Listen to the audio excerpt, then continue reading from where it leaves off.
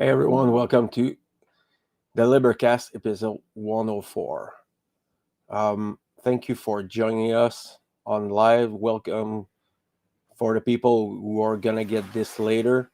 Welcome to the LIBERcast, and thank you. You are the pillars of this LIBERcast. This podcast, it's a form of expression. It's a force of it's a share of consciousness. It's an embrace for humanity that I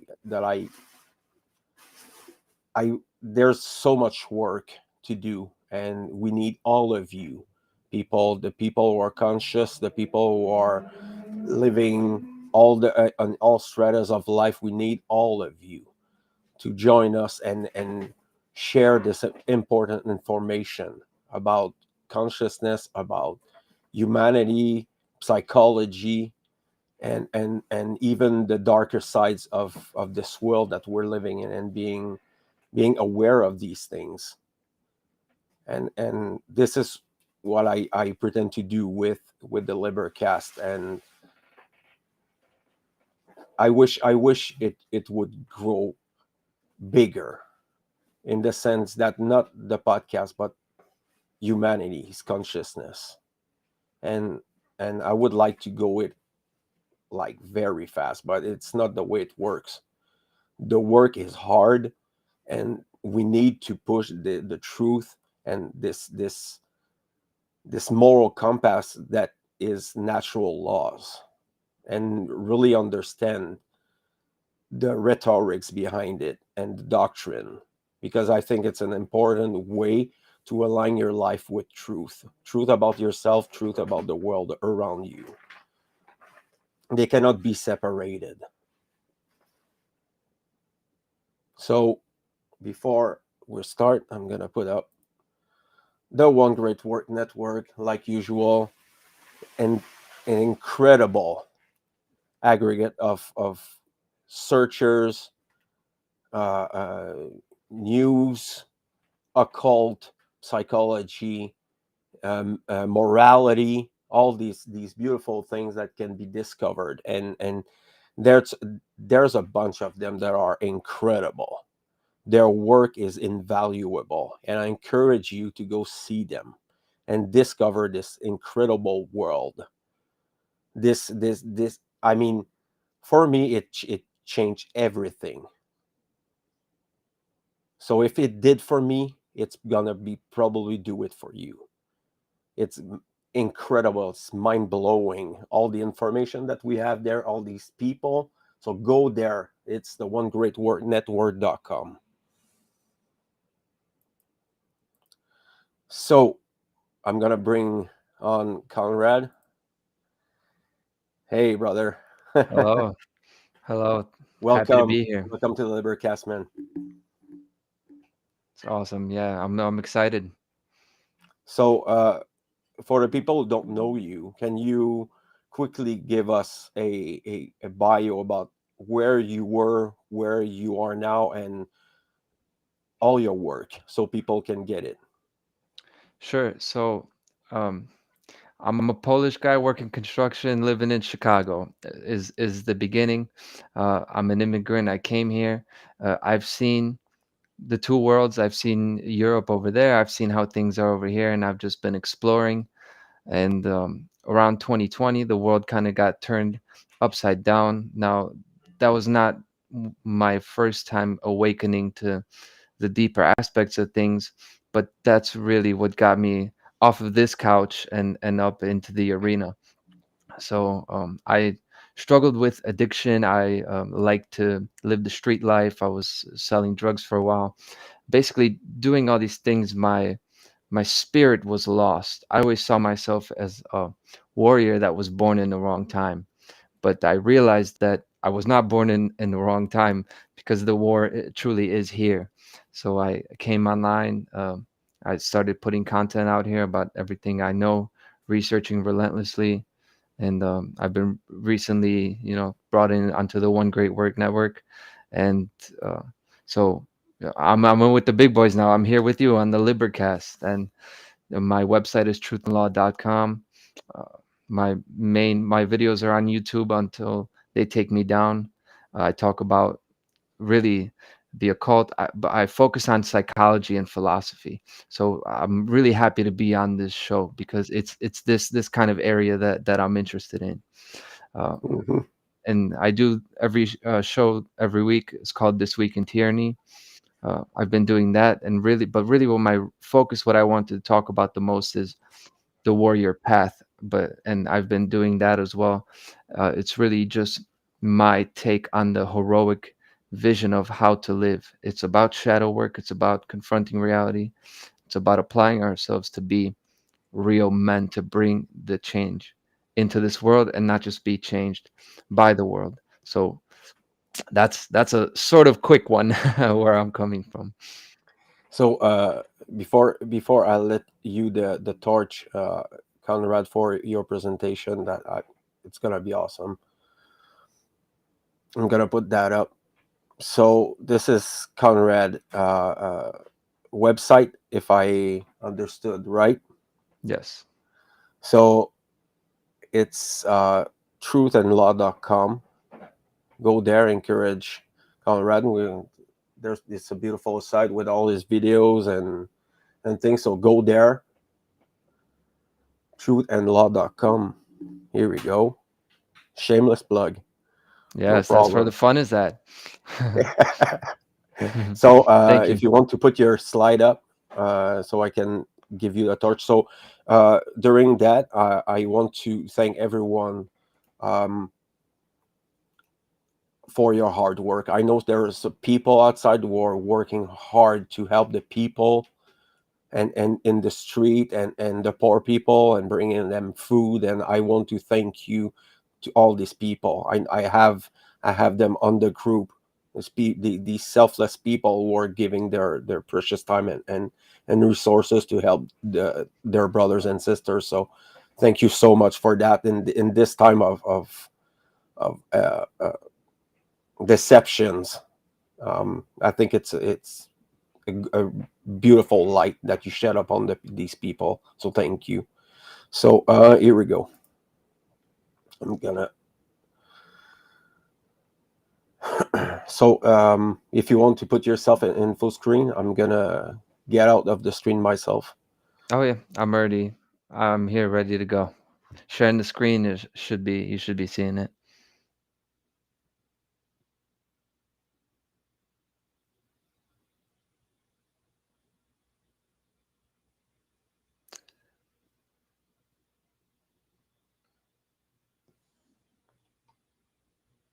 Hello, you there?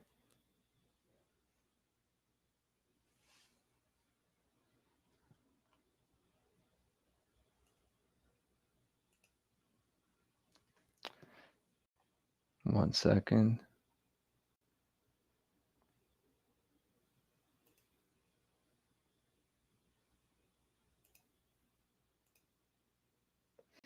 No, I can't. I can't. I seem to not hear you. I don't want to just rush into it without having you on board. Now we can't. We gotta have the Yeah, host with sorry us. about that. Okay. So yeah, this question of human nature is very interesting. We hear a lot of different uh, rhetorics and theory about human nature. It's very interesting. I covered out on that on the podcast before. It's a deep topic, right? And it's interesting. You just talked about the people, the deceptions, and the people who are selfless, right? Who are helping others. And one of the main deceptions is about the self. So there's a way, you use the word selfless in a way that, helping others, not taking from others, but helping them. But they also, there's this deception about selflessness, and this, it is losing the self. It is not really having a strong sense of self. And this is exactly why I wanted to go through this presentation, because this is the main deception. This is deception numero uno. The way I see it is that we've really lost our sense of self, and we don't know what human nature is.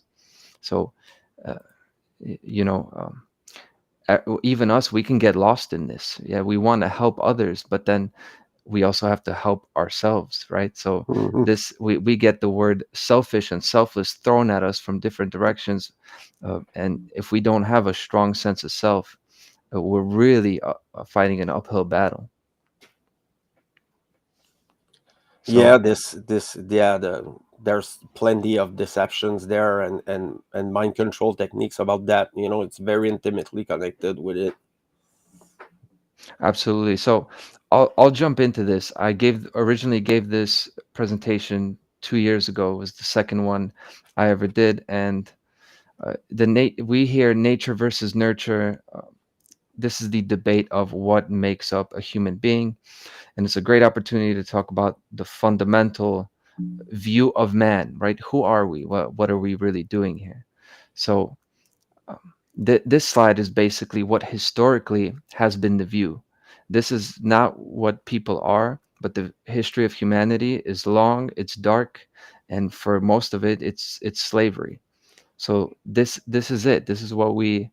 You could switch these around, right? It's not necessarily a progression like this, but this is the monkey man, the vision of man as just an animal. You got over here Charles Darwin with the natural selection. This is kind of an innocent one, but really is the cause of much of this confusion, is that it's all randomness and there's no blueprint here. There's no purpose for being here on Earth. It is only a competition. So, but if you have no moral code, if you don't have a really a vision of beginning, middle, and end, what are we really doing here? Then you don't have the morality, and then you take 2 3 steps and you go into eugenics and social Darwinism.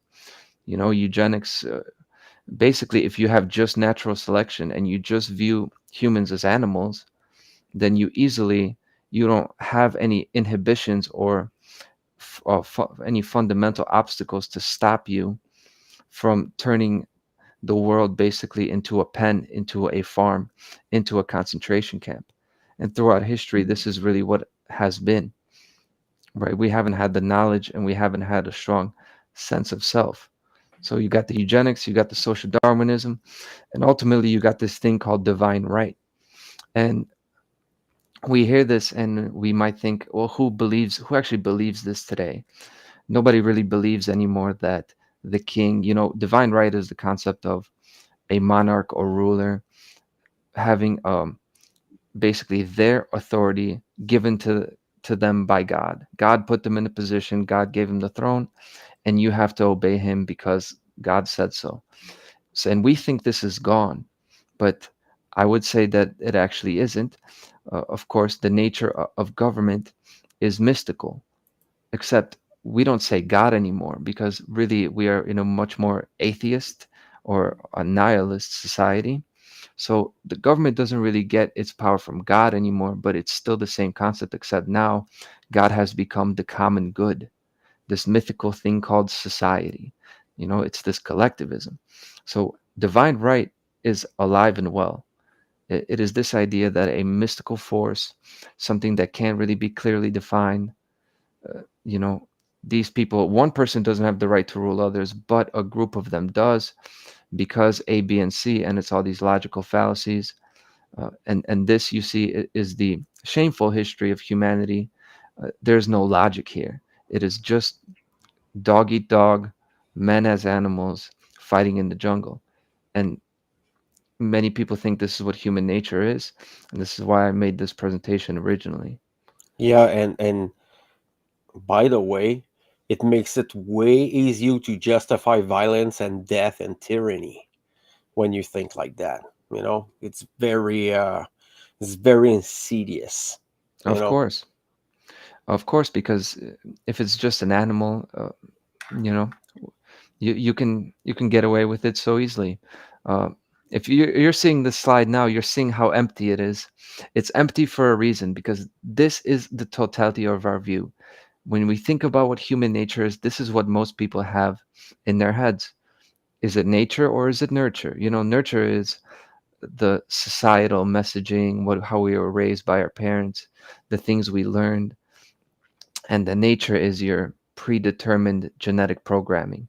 your genes, your DNA, really your inherent programming. And this is where the argument has been. And for a long time, people thought that nature was basically what determined, it's like a very left brain scientific view. People thought that genetics determined how a person is, especially the Nazis and the multi-totalitarian governments. They had this kind of thing. And now it has become known, okay, it's basically not that. It's essentially just how you're raised, what you learn.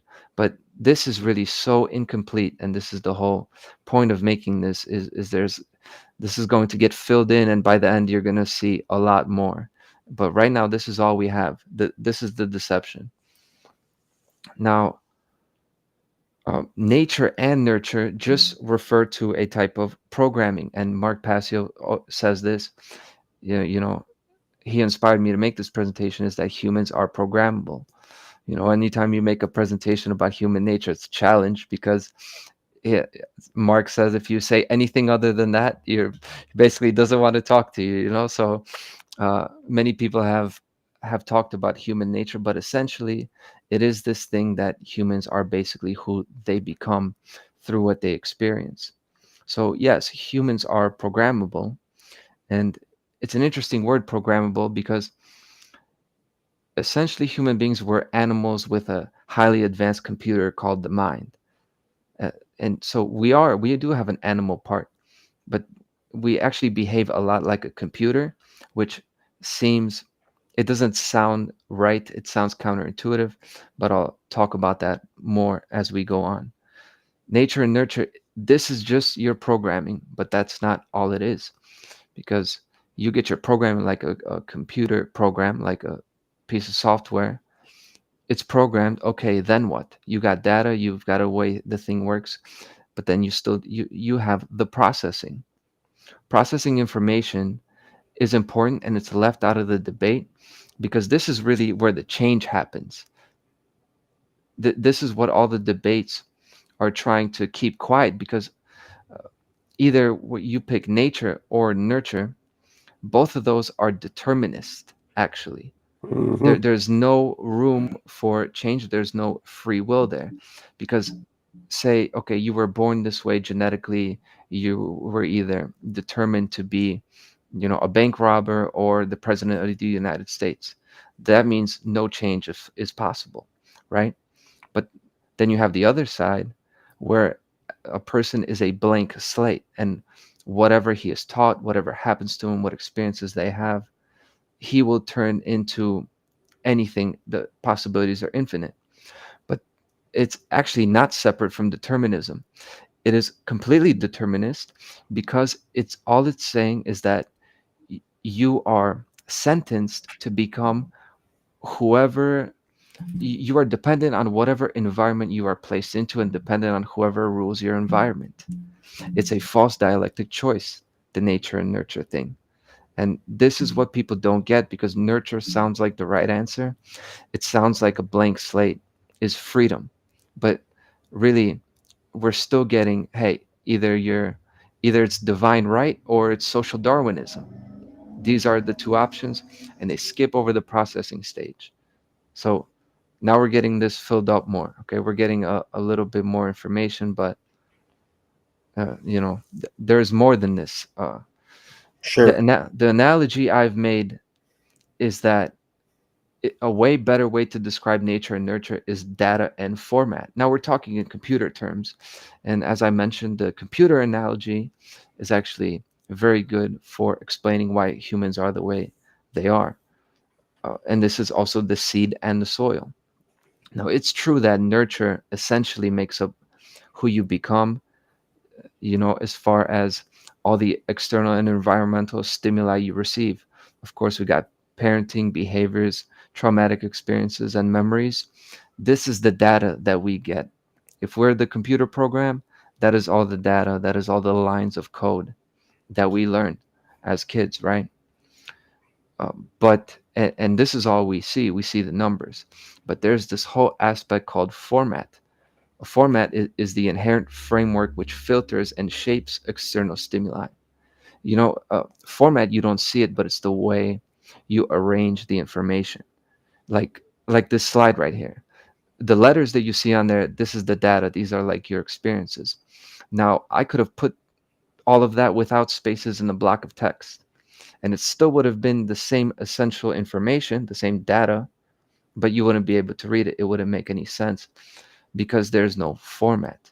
And our body, our biology, our physiology, this is the genetic foundation. It's our hereditary traits, our innate tendencies, biological predispositions. All of these things, they don't define who we are, but they shape who we are. And this is like the seed and the soil. You will not grow a plant without the soil to put it into, but you need the seed. Without the seed holds the essential key to what that thing's going to become. You know, there's a lot of the seed in the soil. There's a lot of divine feminine, divine masculine, sacred union type of thing going on here. And this is essentially how it goes. You know, there's nothing new under the sun. But nobody tells us this. If we would have heard this from when we were kids, uh, that definitely changes our view of who we are. And absolutely, I this is there a subject that it's very important, and it gets us back to our origin, and the way that we choose to evolve.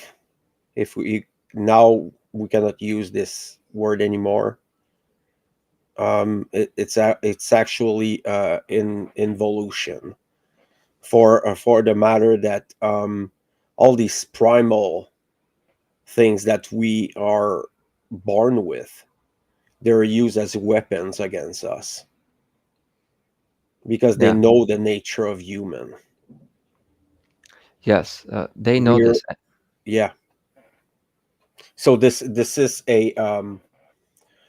an interesting subject, and I had the chance to go over Mark's work on primal fears, and I think this one is very crucial to understand because it is ingrained into our, uh, if I can use the word nature, in our building as a human being. And I think everyone, or almost everyone, has that in them. The detail there is, if we have that, if everybody is born with that, is how it is transformed, art, how it is transmuted, and what is the quality of the information that is provided to this one human being, or aggregate of being. So we have different conditions, different human beings, different culture, different human beings, because of what Konrad talks about, this programmable aspect to humans. We're magnet for information, and we if we don't have control over that, we're going to assimilate everything, and it's going to be chaos, because this information is taking us out of one's work. It's the introspection, the shadow work. This is why they're doing that. Because if people had the basic fundamental education, there wouldn't be tyranny. There wouldn't be violence as much, because people would understand these things, know about human nature, and how easily we can be controlled with the amount of, and to connect, and I don't want to cut you on your word there, but fear there is one of the tools that it's the most powerful ones, and yeah, it's very efficient, if I you can use the word. Yeah, actually, I it ties in perfectly, and I love that you mentioned the primal fears, because that's a great example of something that's nature. That's something we don't learn from our parents. We have this. We're born with it. This is an example of the format. We have this fear of the dark, fear of abandonment. It is just part of life, but it's not there. There's a reason it's there, right? These are fundamental questions that we, as we mature, as we grow up and become independent, we need to resolve these to function in the world as integrated beings. This is something we need to figure out. We have this is, information is just structured data, and primal fears, they're actually a structure that as we get new information, we need to filter it and we need to check some boxes. We need to figure out, this is all about securing the sense of self. We need to figure out how we're going to have enough food. We need to figure out who is our family, who can we depend on, who can we trust. We need this because we need to be secure in our sense of self, because as we develop, then we apply our rational mind to affect change in the world and start exercising our free will. And you can't do that if you haven't resolved these questions, these primal questions, very basic things. And fear Hmm. is kind of at the center of it all. And we really need to conquer fear and resolve fear. Now, if you grew up with loving parents and in a stable environment, that essentially helps you resolve it. That's why the job of a parent is so crucial and so hard. I know this, and I'm not a parent, but I got so much respect for it. We talked a little bit about that before, and this is what it is. This is the key thing. We need to create this kind of environment for this fragile human that as he comes into this world, can really figure it out. Who is he? So he can ask these questions, figure out who he is, why he's here, and that's why the primal things need to be resolved.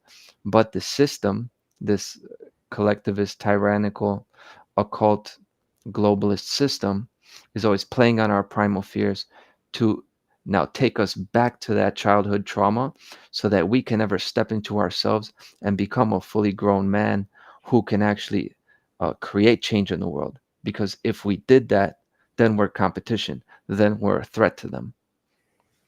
You know? Yeah, this one there. I mean, we have so much example of that into society. It's scary, you know. Um, the abandonment fear is very powerful, Yeah. and this is what keeps tyrannical masses together. You know, this need to be validated by the state, by your religion, by and this validation, this need for validation, it's fucking, when you don't control yourself, it's gonna bring fucking chaos into your life. What people think about you should be the last fucking thing you should like think about. you Yeah. know Live your life. Yeah. In that sense, we need to be selfish. You know what I mean? Like, this is the Yep. time where it's time to use the word selfish. We need to be secure with ourselves and not need anybody's validation. What happened to helping others by having a strong sense of self? If we're looking to validation for people who themselves are afraid, so where is the strength, the power, the security coming from? Where is it coming from if nobody has it and everybody has a hole in here? Well, the state is going to fill that hole for us, but we have to work as slaves in return. Yeah, and fearless people or stupid people. If you don't fear anything in life, you're retarded or you're stupid. you know because if you don't fear, like, climbing a mountain, you know and not being afraid of falling, you're stupid. This is just incredible. I'm sure every climbers are afraid and scared shitless, at some point. you know they get confident, and it's the same thing in life. you know it's the We same fucking thing. we feel negative emotions for a reason. The Yep. more we feel, the more profoundly we feel emotions, the the better. people, the better person we become. I've thought this. I've learned this as I gotten older. Um, if you're repressing fear, that's not fearless. That's not being fearless. That's not anything good or strong. When you feel something negative, you want to take it in completely. But the thing is, you want to experience it, but then you want to let it go. You want to stand up and keep moving forward. If it's the right thing to do, you do it despite the most powerful fear. And the more strong emotions you can deal with and move past, uh, that is really what mastery is all about. Yeah, and I mean, this there has been pushed to the extreme. Um, the polarities there, you have like fearful people don't go out and they're scared of eating like things, and there's plenty of them. There's people who think that they're lack something, so they keep everything. You have these fearful people, and you have these sociopathic or narcissists. They don't feel anything about you or about what is going to happen from their behaviors. They only care about them. So all the emotion, all their projection, it's fear. It's fear of not being validated or loved or things like that. And then you have the middle, it's stoicism. And this is one of the things that I'm gonna put some work on. uh, Stoicism is a great basic. If you don't go all the way, this is not my way of doing things. When I upon to become stoic with the shadow working.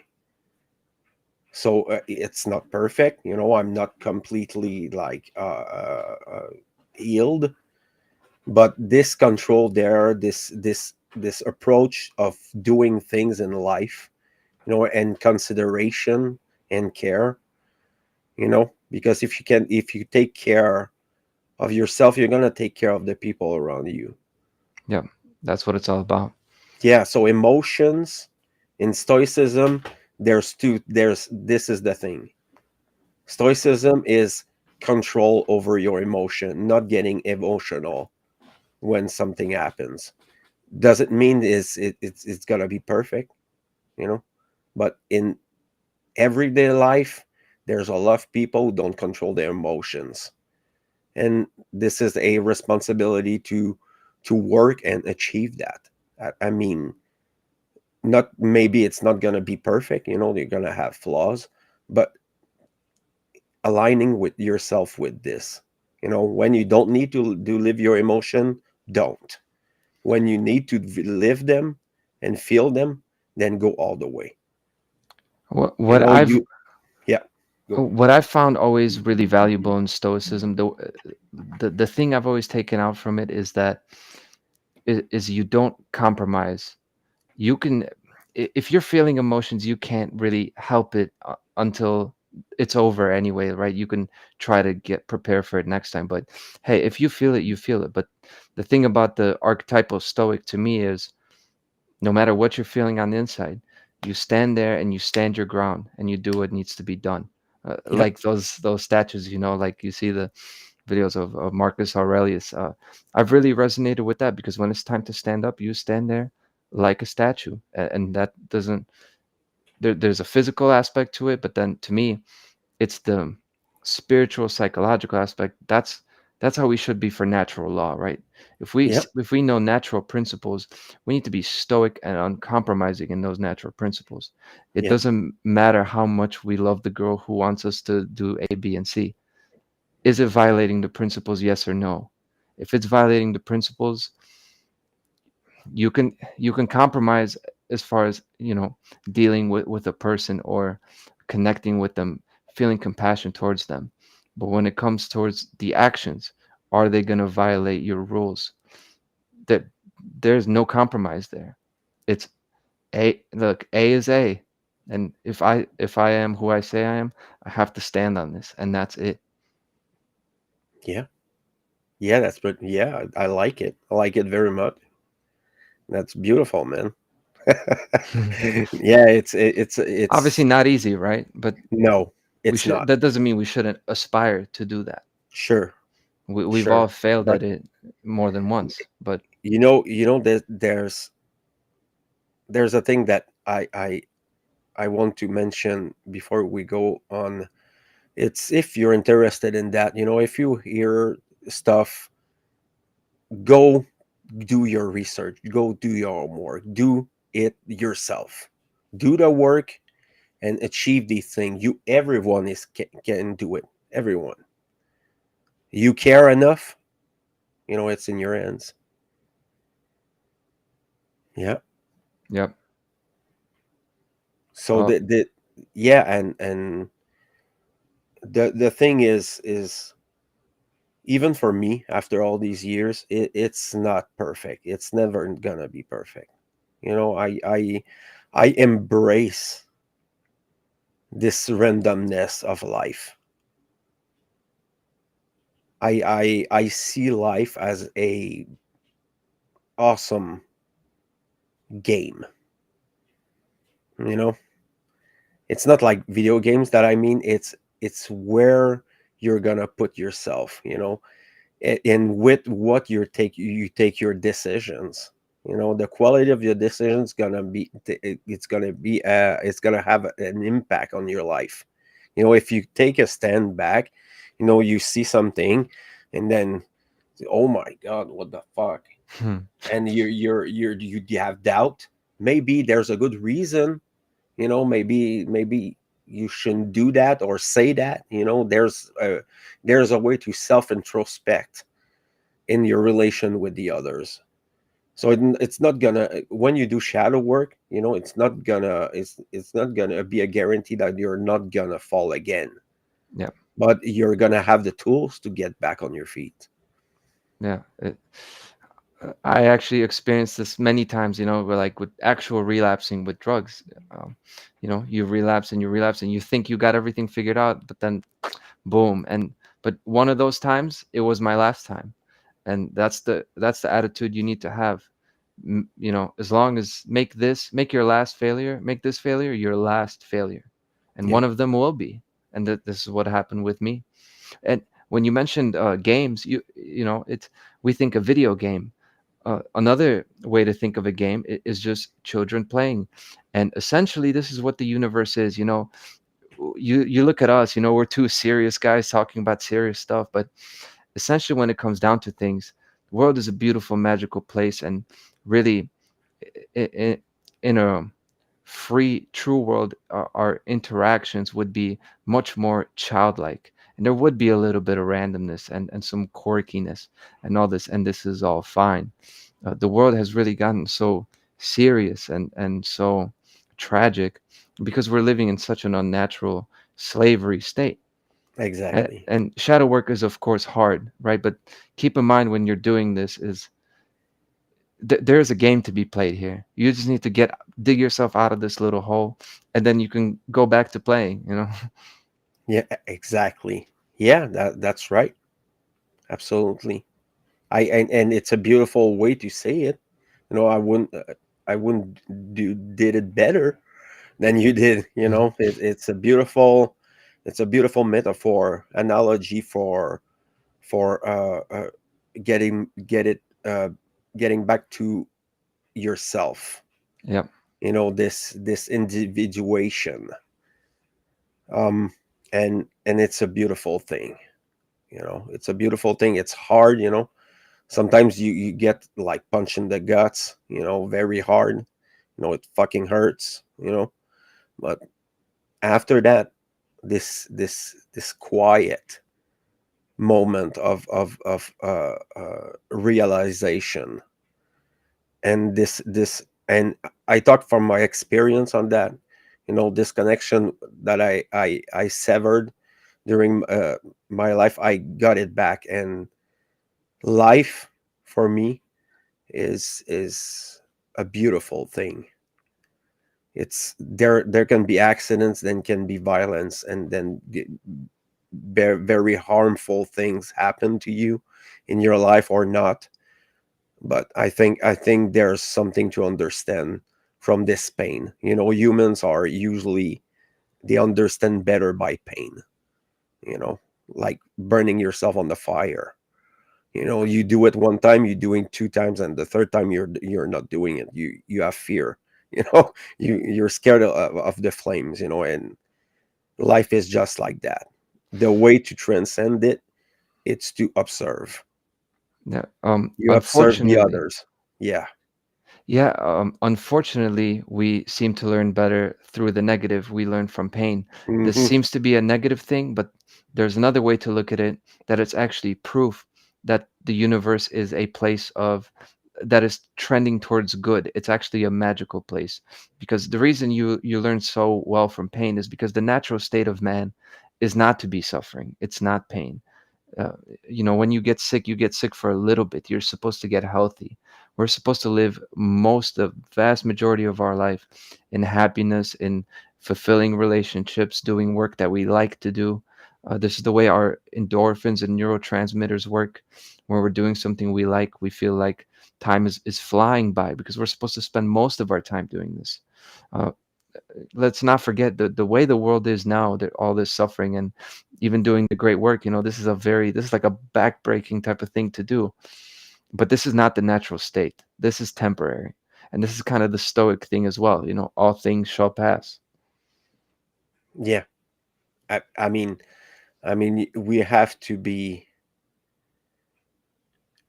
as caring, but as focus. And I mean there's a delicate balance between these two, and it's very hard to maintain it by moment. There's some people will have cycles and patterns in their life, and it's very hard to break, and it's very hard to slow down and stop it. Yeah, because And it yeah. that's the information. That's this slide right here, right? Where these are our patterns, and they become locked in. This is an incredible discovery. The self knowledge should be taught to children in at younger age. And so that when the children become adults, they don't need to get through all these bad mistakes and things like that, and making bad decisions about themselves, and showing them that we can achieve better by knowing better. It's simple as that. Because I think there's so much noise, so much information now, everywhere. It's very hard to get through the lies and deceptions of this world that we build for ourselves. And the thing is it, even for me, even for the people like us who are doing the great work, um there's some traps that we can cut on. Some people will go straight to religions. Some will go through a dark occultism. You know, and we have to be very honest and humble about this work, because this knowledge is a responsibility. It's not only taking in yourself and understand it. It's doing it before, with the good kind of care. Because we can, like, totally take this knowledge and keep it for ourselves and use it against people, because it's very powerful. But we choose to do it for the people where we actually show them a door and give them a key. Just take the key and go through this door, and the veil of deception will fall. And it's gonna hurt bad. Because we all our lives here in the West, we're built upon this lies. And this is where we have to be very humble about the work we're doing. and and it's very hard to get through their shells, the people's shells, you know. There's insecurities and angst and anger and confusion and ignorance, things like that, that makes it very hard to get through it. The only thing that would change that, it's that we had a massive mass critical mass. We achieved this critical mass so we can make real change. Yeah. Uh, That's it. and change is the key here, and I'll go on with Yep. the presentation here, because this is actually the next part of it, right? You the change aspect, the shadow work aspect, and the best way that this is kind of a thing that I came up with, the new way of seeing it, and this is the model of human nature that is really incorporates the change aspect. You know, the proton, the neutron, and the electron, the three parts of the atom, and this is the trivium, this is the trinity, uh, and all of this, it proves to be correct. Uh, your proton here, your nature and nurture is in the middle, right? This is what we think of who we are, and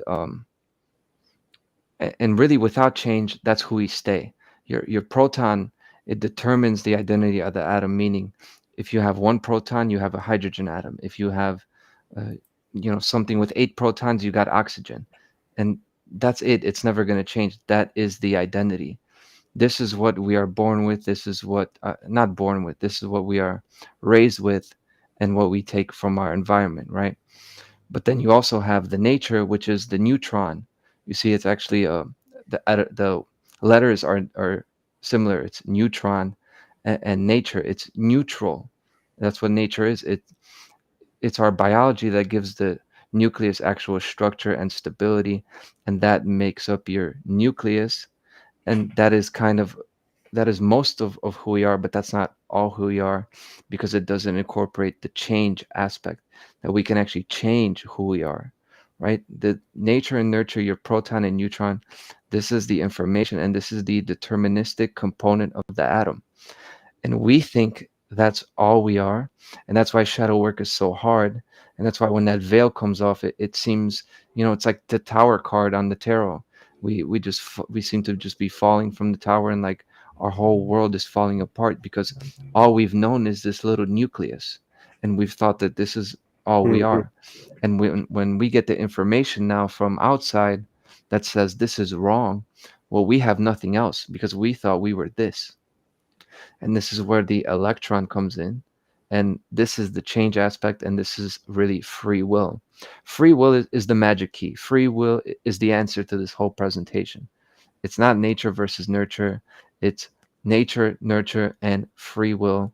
This is your change aspect, and it is forceful. Will it is, you have to want to change. You have to care to change, uh, and it's so interesting that the electron, is negative, and then the proton is positive.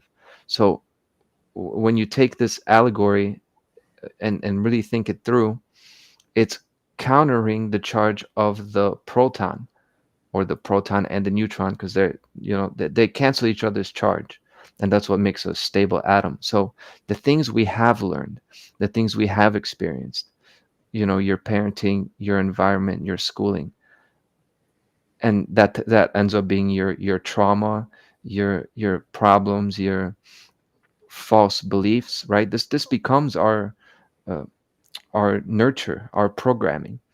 Free will is what counteracts that. This is like the mirror. This is like looking in that shadow work proverbial mirror, and that's putting the minus to all that.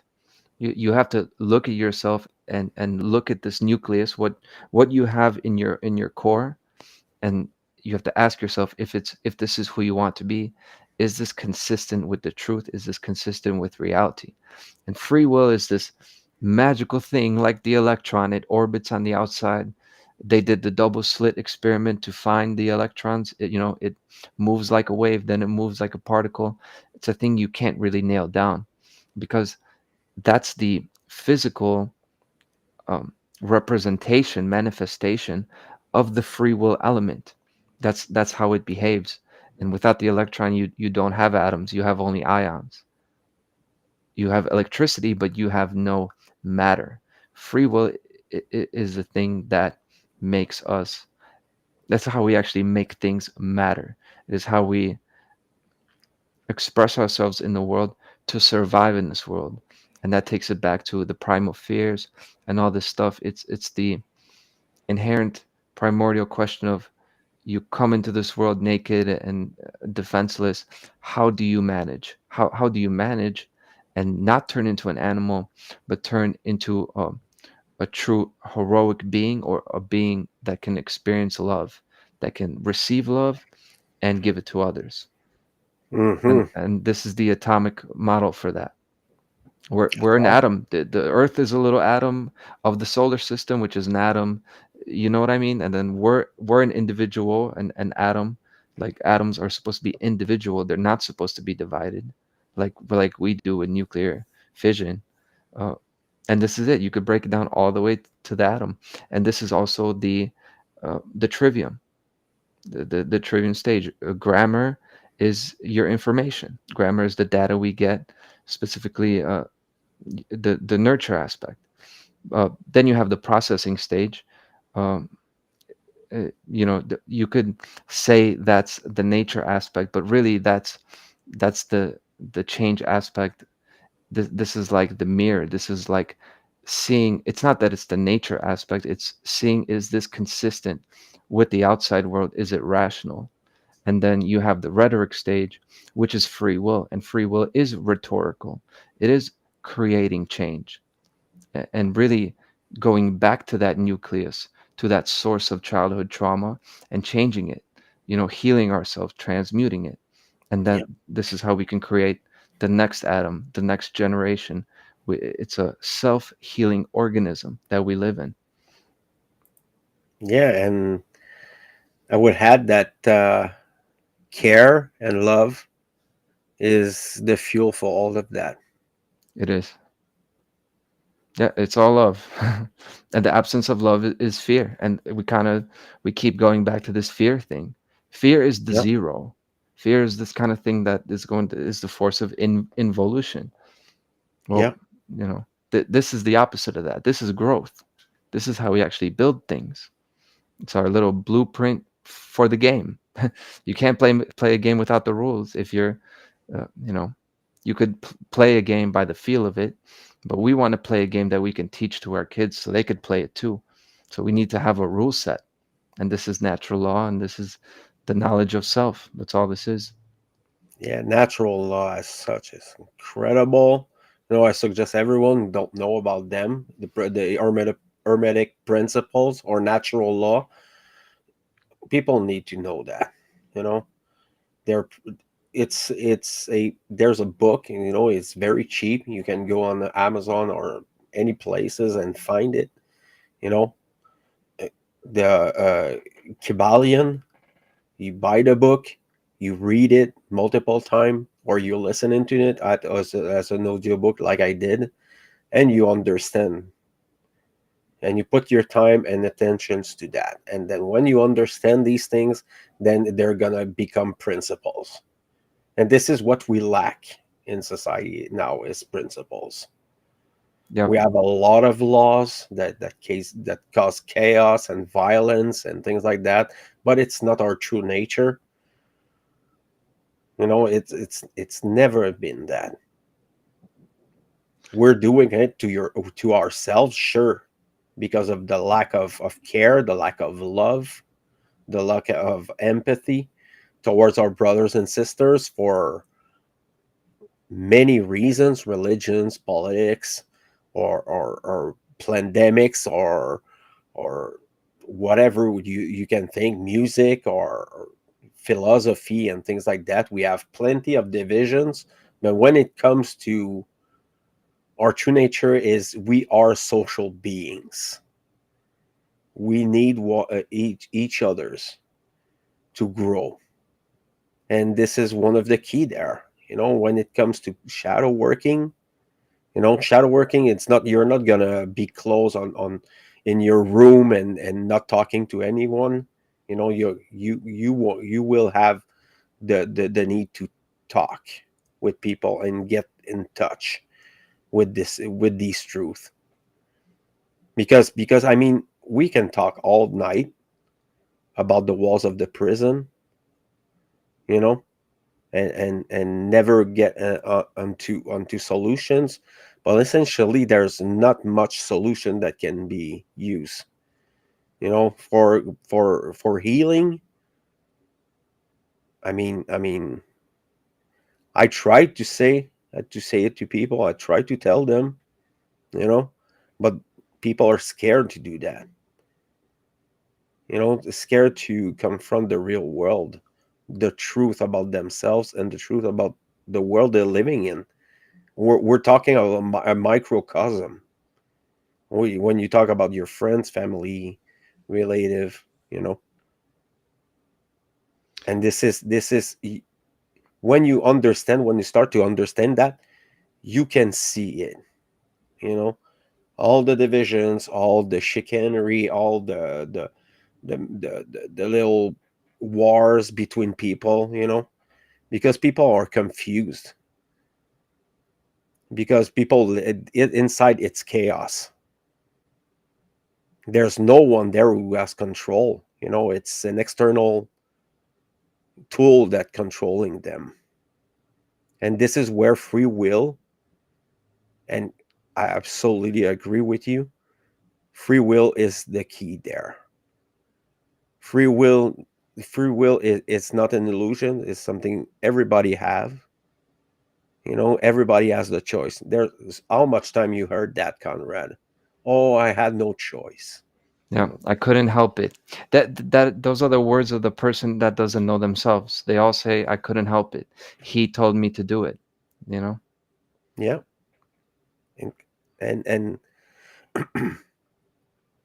this connection that you're talking about, and this relation we have with nature, and nature's nature, this vibrational universe that we're living in. And there's a lot of talking and creeds and cults, that they're trying to make people solipsists. There's so much of them now, it's scary. So you have people who think they're smart, and they're saying to you, reality doesn't exist, doesn't matter. And it makes me very angry when Yeah, people tell me that.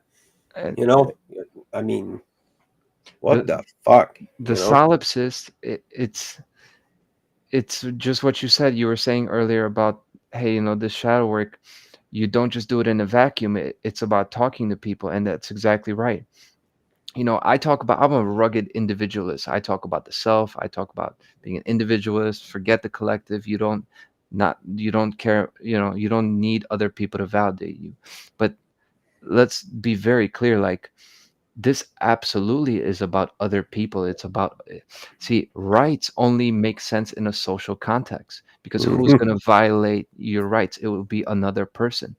And all of this, natural law, it's all about dealing with other people. There is a, very fundamental interconnectedness, not interdependence, because that's a different thing, but it's an interconnectedness. And this is really the framework. This is the way all these atoms can interact with each other and communicate with each other. It has to be through a shared code. And this is what natural law is. There's an objective set of rules here, so we can do business together. And I say do business, but it's really, so we can love each other, so we can respect each other, so we can exchange ideas, right? Create together. But now you've got these solipsists, or these people that they're living in this world where they decide reality. And this is going to be, if we let that go, this is going to be the thing that gets rid of free will. Because all hand in hand with that, there is no objective reality. Comes comes along the people who say, it's all a hologram, and it's all, or the universe is all just an accident, or it's all a computer program, and therefore we have no free will. These are our new attackers, and we don't see them because they're not on the news. We see, war in Israel, we see climate change. We don't see these ideological enemies, these beasts that are coming for us. It's here actually. And you mentioned it exactly. These solipsists and these people who are totally nihilistic, totally apathetic. Yeah, and they're empty inside too. Yeah. The narcissist or the spiritual narcissist, they're all the same. They're all empty shells. They're a spectrum of something. They're shadows, and that's sad for them because they will live in deny all their life. You know, makes it even harder for them, or for the people who are around them, the people who love them. Yeah. This denial of reality, or and responsibility. Yeah. And that's a state of suffering. They're suffering and they don't even know they are. Um, Yeah, but if we who know, the good people, the people who are aware, if we listen to their orders and we adopt their morality and their way of life, we will suffer worse because we can actually see the joy in the world and the thing that the world could be, whereas they don't even see it. Yes, they live in a dark, depressing world, but it's all they know. And nature has a way that they will live out their life, and they will learn one way or another. They're going to go through this lesson again and again. The real tragedy is when we, who are supposed to be more advanced, you who are supposed to be more above this, who are supposed to be in the rhetoric stage exercising your free will, if you let them dictate the terms, this is the real tragedy, and this is the real loss. And a lot of people they're listening to them, where really pity is the only thing that should really be directed towards them, not any sort of attention or respect at all. it's like spiritual infancy. Yeah. Yeah, it's very I have a mixed feelings about these people. I don't really respect that as such. This is not a civilized way to think and to interpret reality. It's like you're scared little children. You don't want to take its responsibility. You know, you're scared of getting your hand dirty. You know, Yeah. and it's very prominent now. There's a lot of them outside. They don't care. They don't know the solipsist. But Yeah. they are. Right. Oh, I don't care what people think, and the way I'm wasting my life. You know, Yeah. hurting people around you and being careless. You know about these things, and I think technology as two sides. Right. We can totally do like tonight and do a podcast live, and we're like thousands of kilometers from each other's, and can still do it live. So there's good things about that, but there's a slowing down,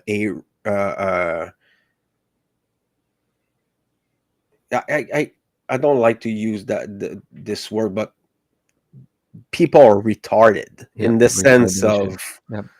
slow down. You know, they're when they're all grown up, it's too late. They're used up. Their body is old. And now they're getting it. Like fucking in their 60s or 70s. Well, essentially, if people would fucking understand it at younger age, life would be so much easier. Yeah. There wouldn't be fucking fucking people with masks on their faces, and taking products into their bloodstreams for no reasons, just because of fear and propaganda. There wouldn't be fucking poor people. There wouldn't be fucking scared children and things like that. We And that's one of the things there. I don't want to rant, but you know, poor It actually people. ties in, but Yeah, you finish your thought, please. yeah. Poor people exist and poverty exists because we consent to it. Okay, it's just because people tolerate it. That's pretty much it. There's plenty of food for everyone. You know, it's not a civilized. Civilization doesn't act like that. Yeah, and droughts, collapses, famines, these are actually functions of government. It's because all the places that are starving, they have enough land and they have the people and the technology to plant their own food and be self-sustaining. The reason they're not planting food over in Venezuela and they have all the migrants coming here is because they have a socialist government there that put the military in charge of guarding all the food, and they're going to export all of it or do something with it. That is the reason we have poor people here. It's not the mythical laissez-faire capitalism that made them poor, or even the uh, selfish businessmen. Uh, it is those selfish exploiting businessmen, but Sure. only under government is the only way we get this kind of imbalance. Uh, Yeah. we're in the middle, and that's what we're between two systems. We're between freedom and slavery, which is the worst place to be, because if we were in outright slavery, then we'd see it and we'd fight back. But we're in between two things. But Yeah. what I wanted to you mentioned technology and how it's a double-edged sword. I Hmm. totally agree with this. I actually have this way to see technology, because technology can process information so fast. The camera, the microphone, the internet, it has a very high vibration.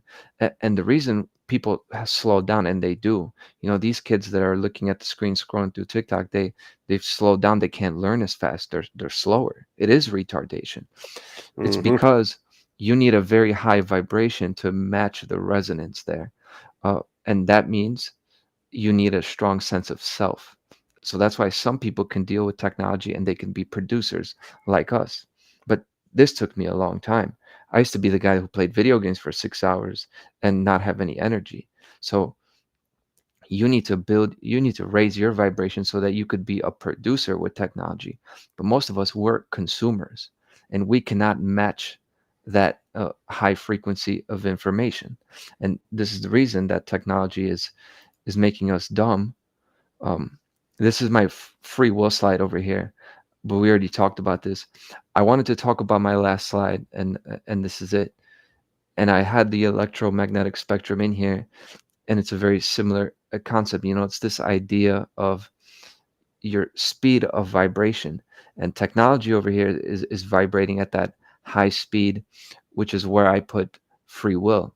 uh, it, it is a thing that vibrates fast, whereas your nature and nurture are over here on the left side, and this is kind of your slower, I your don't want to interrupt you, but I cannot see it for oh, some reason. It you don't didn't have this. switch. Okay, No problem. I'm we go to gonna the look at previous. that. How about now? Nope. That is interesting. Well, I'll just explain it. That's all right. I'm Sure. I'm not sure why it wouldn't be working. Perhaps it's a thing about my background. You see this slide, the free will one? No, I think it didn't work. Ah, understood. So I may not be sharing anymore. Oh, now it's working. Yeah. Okay.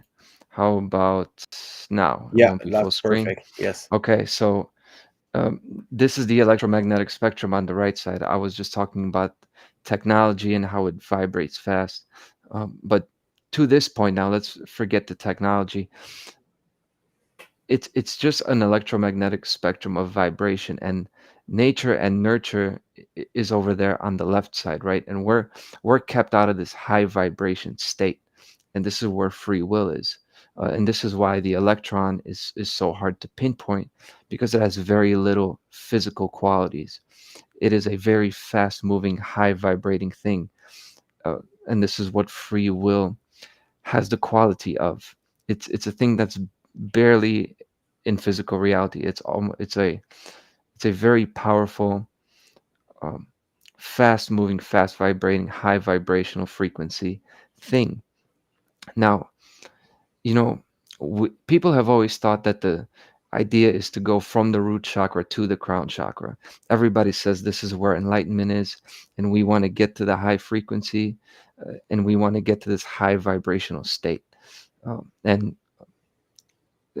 I thought about this with technology, is that, the transhumanists, this is what they want too. They want this high state, not of high frequency spiritual vibration, but high levels of activity and information and all this. But it's to the point where it's divorced from human beings. It's this kind of like God, collective brain, God machine, AI system that has all the will, has all the information. And the whole point of me putting this slide in this way is because the goal of what we're supposed to do here, the object, the meaning of life, is not to go into this spirit realm, into this enlightenment. It is actually to bring it towards the middle, towards that heart chakra. And it's actually about using the free will to combine our programming, the nurture aspect, uh, our traumas, resolving them, and bringing them towards the middle, the green, the balance, and creating change in the physical world. Is about bringing things into reality here in this world, not like the solipsists being in some sort of state of who knows where they are, they're up in the clouds, or the nihilists, the people with apathy who say nothing matters, I'm just an animal. These are both the states of extremes, and I think people are still in the state that they want to get away from reality and they want to be in a state of bliss. Where we need to be is where that light color spectrum is. It's combining the two vibrations, and it's really all about bringing it back to nature. It's called natural law for a reason. That this is where we need to take it back to, and Yeah, and and the color green yeah, is very present. it, But the whole world is green. It's yeah, it's trying to tell us something. yeah. Yeah, sure. There's this thing that I said to people, a lot of people. It's not a coincidence that green is the color of nature. It's the heart color. This is the nurturing aspect and the chaos aspect. And this is a beautiful subject. I like it very much because it coincides with shadow working and psychology and philosophy. Philosophy is very important too, and it's a very open mind minded approach to thing. And the thing is, this is what we have. This is the problem resides in the mind, essentially, because there's no separation between mind and heart. And most people, it's happening there. The cut is there in the throat chakra, because truth is not told. This is a disconnection with yourself and the people around you, and your relationship with the truth. And many people mix up things together: perception and reality. This is the one aspect that I this is one of the slides that I used a lot from Mark's work, the perceptions versus reality. And I openly have disdain for New Age. Hmm. Why? Because they're inverting all these things. They're taking something sacred, say something beautiful, and they're perverting it, and they're trying to put you in this trance of ignorance of your responsibility in this world, and how it's intimately connected with the how healthy your mind is. Because there's we talk about addiction and depression and all these things, all these things that coming back, and it's getting bigger, and they're losing control, and it's only a response to this imbalance, and this disconnection with nature. And Corey Andrulat is talking about that a lot, you know Yeah. because it's the crucial part. We don't have to believe anything. We don't have to go through all the books and believe everything that's written there. Nature is there to show you. Life is a book. Are you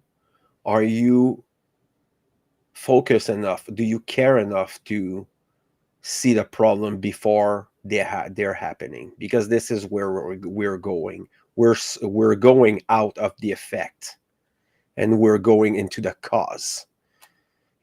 Before taking a decision as individual, as a group, as a community, as a society, there must be talking, there must be debates, there must be discussion of opinions, because this is how we grow up. That's how we grow, and that's how we bring the heart and the mind back together. I'm so glad you brought it up because I forgot to mention this. Uh, we have this confusion about the heart and the mind because Hmm. we think of it as thoughts and emotions. Um, of course, thoughts, emotions, Sure. and then your actions. But when when we hear this, we think our thoughts and emotions can be very fleeting. They can be very insignificant. This is not our true, real state. Thoughts and emotions could be totally corrupted. Uh, the whole point of shadow work is to turn thoughts and emotions into passion and principles. Yeah. Our thoughts should we should be thinking about principles, and our emotions.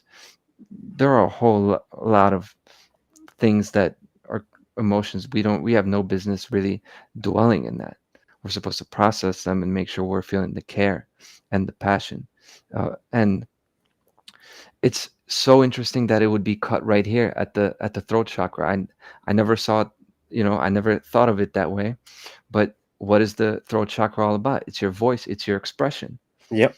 If you're lacking the voice, you will not bring the heart and the mind together, Yep. and then there is no growth. It's collapse. Yep. It's cut. And I mean, I have the chance to have a different experience, um with humans. And I how I see humans is I see them as brothers and sisters. But we're living in a very dysfunctional family, so we don't have to love each other. We don't have to, like, believe in all the same thing, or having the same opinions. We have to reconcile with ourselves. And this is the individuation, this is the shadow work, this is where you decide that you're not what they're telling you. You're not the product of society, or you're the product of your parents. Sure, they have influence in your life, but you're not that. Yeah. I want to bring up one more thing.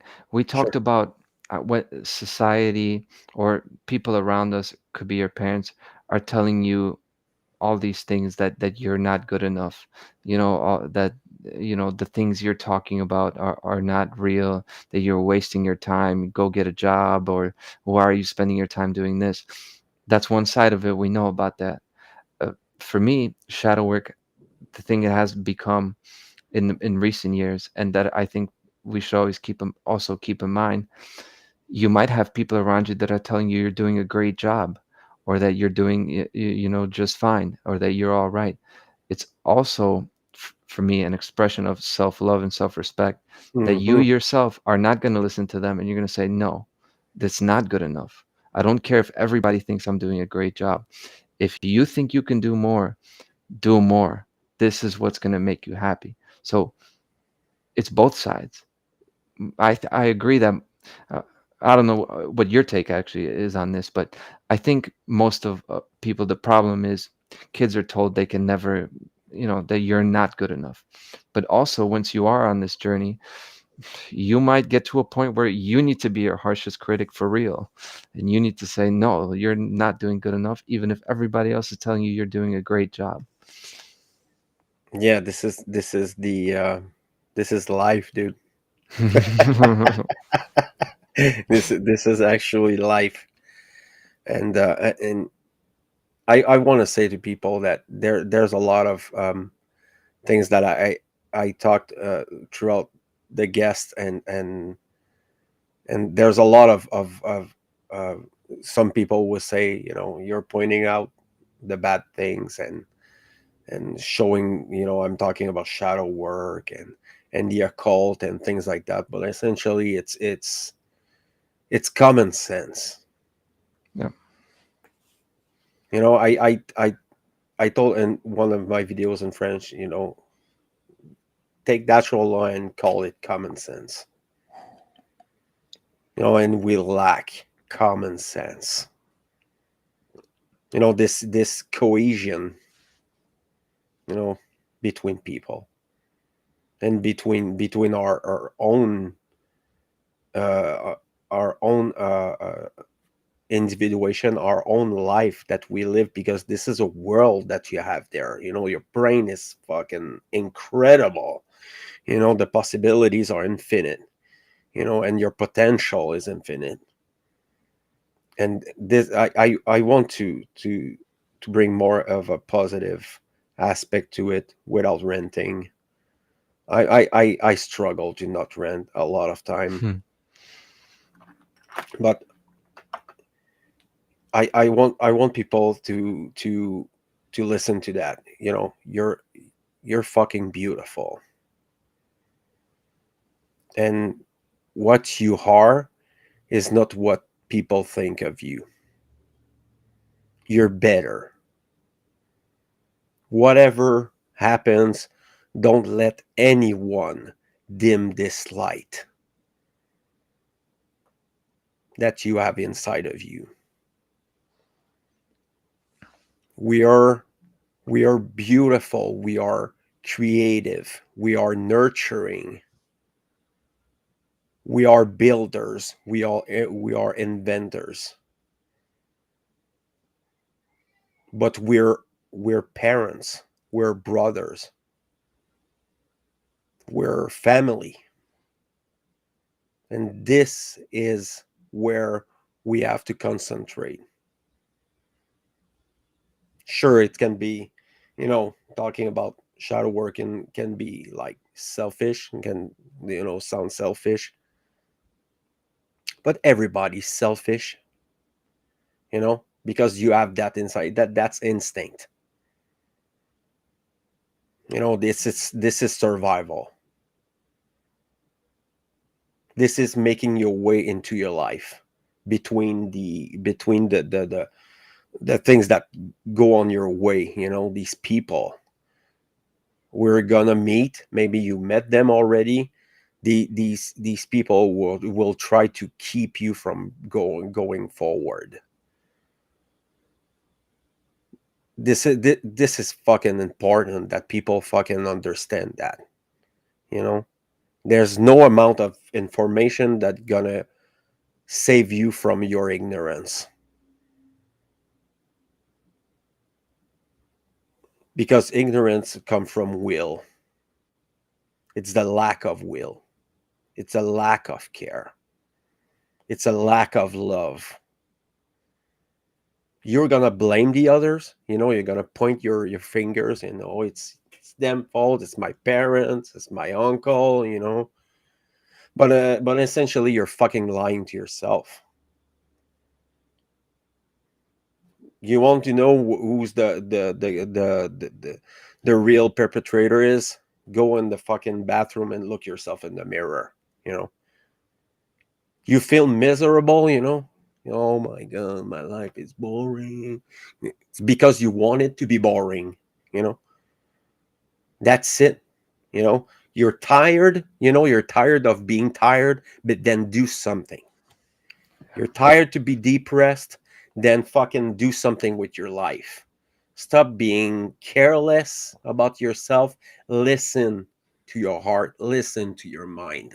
There depression and problem like that, it's a cry for help. Y- Uh, Depression is actually a call for help. I don't want to interrupt you, but Yeah, it's no problem. important Go ahead. because I a few years back I was in this depression. I was diagnosed with severe depression. It's not the point what I was diagnosed with. I can tell you for myself, I was as deep as you can get. I was right there on the edge, and I came out of it for a long time. It took a long time, but my message is, I was right there on the brink. Uh, I thought I was done with. You have to want to live, and you might not know it at the time, but there will come a day, if you ask for it, if you seek it, if you just go and just try it, even if you make take a wrong step, even if you do something wrong, try it. You have to have the will to live, and you do not even know how beautiful and rewarding life can be, because Hmm. I know now how much I wanted to live, and I'm getting every moment's worth, since Yeah, from now, today moving forward. yeah, and whatever will people, and I each time that I'm doing a podcast, don't fucking believe us. Just go there, take the information. You don't know about shadow working. There's Caroline Riley page about the shadow working. She's doing everything shadow work. It's an incredible page, an incredible woman, really interesting. There's natural law. There's like Mark Passios. Maybe you don't like Mark Passios. There's plenty of other people who's talking about this on their own great work. All on their own way. There's plenty of stuff you can do, and the first thing, it's to care. How much do you care? This is where it starts. And this aspect, when people understand that care is the thing that keeps every all of that together. When you have children, you just not care anymore about yourself or your wife or your companion. You bring something, and then it has to be true. It has to be right. And there's a way to do it. And the first thing that you have to do is doing right to yourself. And this is the selfish part. I keep bringing back, it's you cannot give something you don't have. That's simple as that. It's common sense. It's common sense. You know, you don't love yourself, you're not going to be able to love someone else. You're not respecting yourself, you cannot respect someone else. So if you do that and you live in cognitive dissonance, then you're lying to yourself and then you're lying to the other people around you. This is how simple it is to explain what's wrong, right and wrong about things. Because the greatest form of violence is the violence you do unto yourself. It's the worst thing that you can do, it's doing violence to yourself. Because after that, if you're doing violence to yourself, you're not gonna hesitate 1 minute to do it to another one, and another one, and another one. Maybe it's not gonna be physically, it's gonna be emotionally, it's gonna be psychologically, you know, fucking blackmailing people and gaslighting them into craziness and madness. You know how much people you stumble upon you're using these techniques. Gaslighting. My own parents did that. You know, maybe they didn't know, but they did still that. And it's very, very insidious. There's so much violence. Is not just one thing.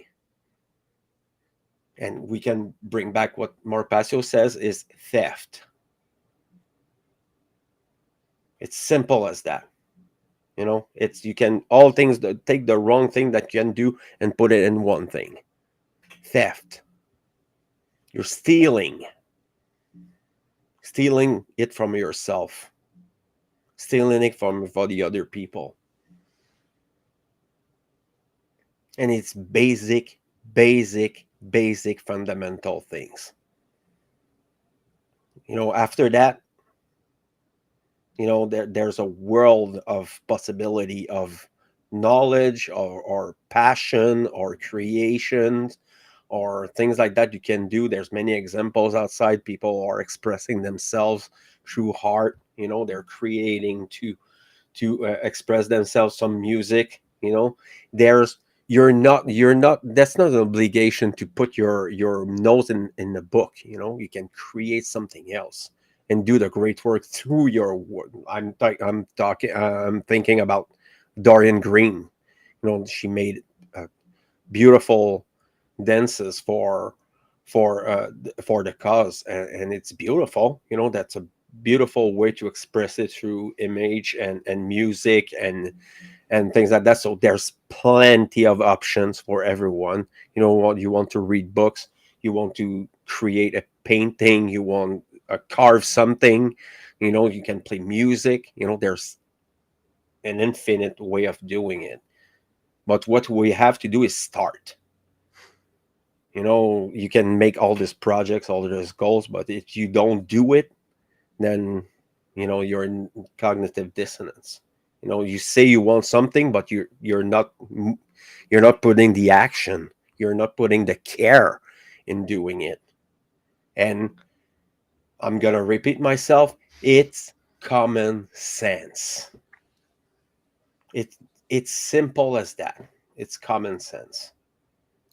And when you want something and you say you want it and you don't do it, it's actually just like theft, because the premise behind it is you're expecting to get something that you did not earn or are not willing to put the effort in to actually make it happen.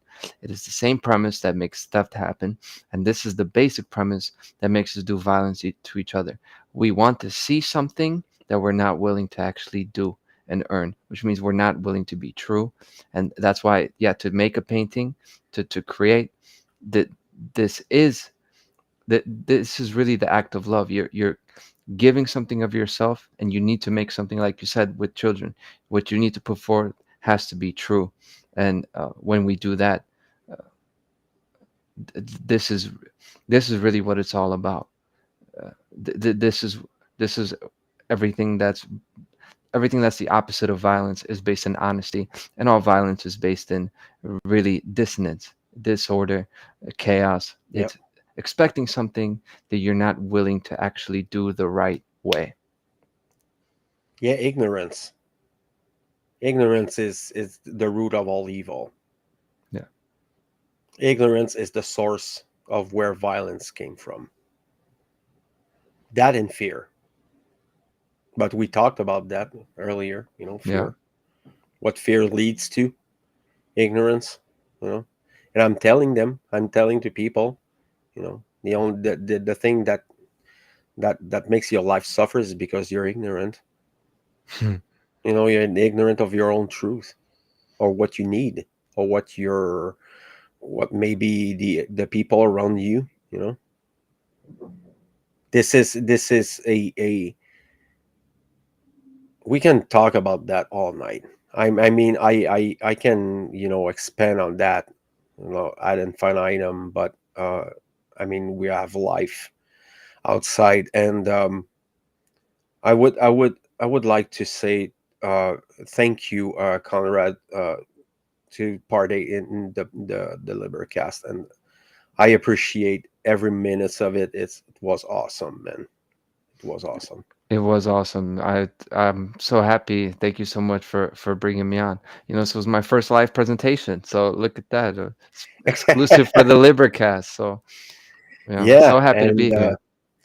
the address are there. Yeah, If we want to go, truthandlaw.com is the website.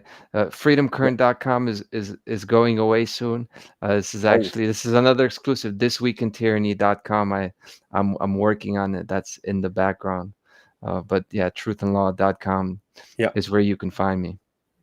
yeah, and I encourage everyone to start doing something.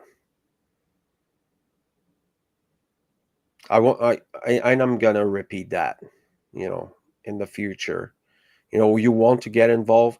You feel, it's wrong. Something is wrong. Do something about it. Don't let it. Don't let it be. Do something about it.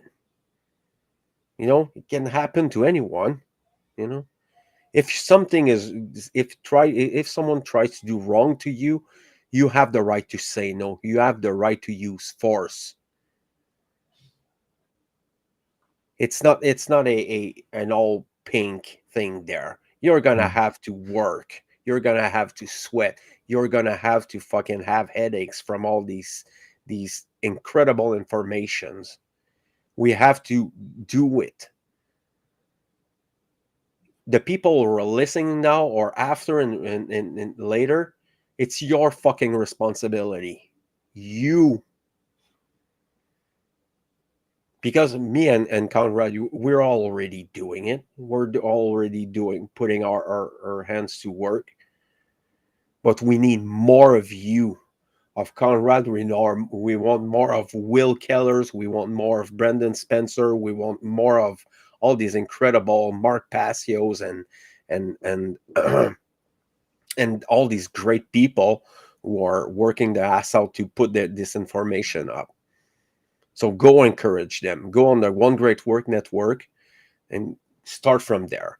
If you want to start, I would suggest that people go on the one on earth is happening.com and start from the podcast number one. This is what I would suggest to people. Or listening to the Natural Law Seminar from Mark Passio. This is a great introduction to the matter, to this information. It's a must. It's not like you can go out and ignore it and you're gonna pay the price. It's simple as that. This information is critical. Everybody must know that. Everybody, your cousin, your brother, your family, everybody. So get involved right now. Just don't wait. Get involved right now. If you want help, the podcast is on Facebook, it's on YouTube. Everybody can contact me. I can help people with that.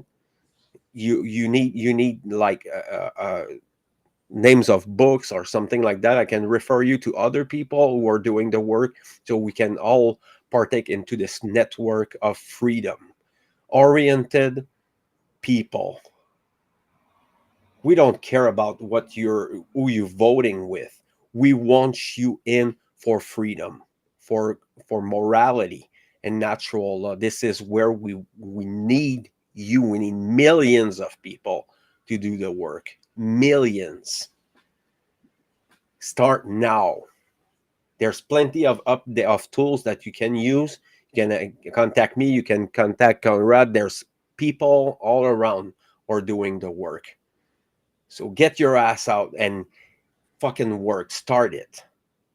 I was about to fucking rant once again. Oh my god.